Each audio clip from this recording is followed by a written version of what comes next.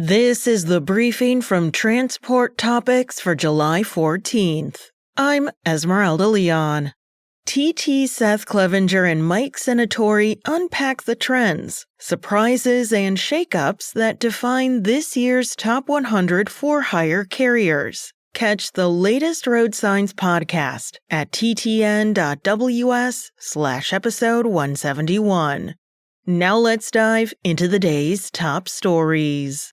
U.S. Foods is exploring a takeover of Performance Food Group that would create a $100 billion a year distributor, nudging past Cisco for the top spot in U.S. food service. Performance Foods' foothold in independent pizzerias, convenience stores, candy and snacks would fill gaps in U.S. Foods' restaurant-heavy lineup, though analysts say margins would tighten. Regulators are expected to dig in. A decade ago, they nixed Cisco's 2015 bid for U.S. Foods. News of the talks on Friday lifted Performance Food and U.S. Foods shares, but no deal is assured.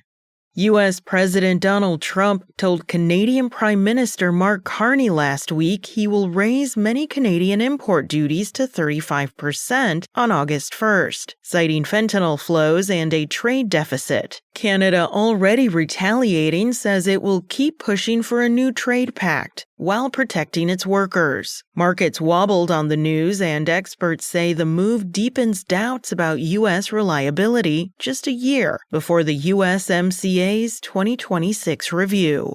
Roadside inspectors report a surge in electronic logging devices whose entire files are rewritten, sometimes overseas, to mask real driving and rest times. Because the edits leave no trace, current out-of-service rules rarely apply. The Commercial Vehicle Safety Alliance has drafted a fix. If an ELD can't be verified, the driver must park for 10 hours. Oregon sting operations have already sidelined dozens of rigs, and Washington is seeing the same tactic. A practice officials say sends tired drivers of 80,000-pound trucks back onto the road.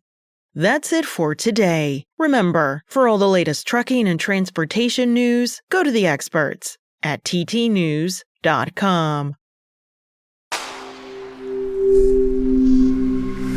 Spoken Layer.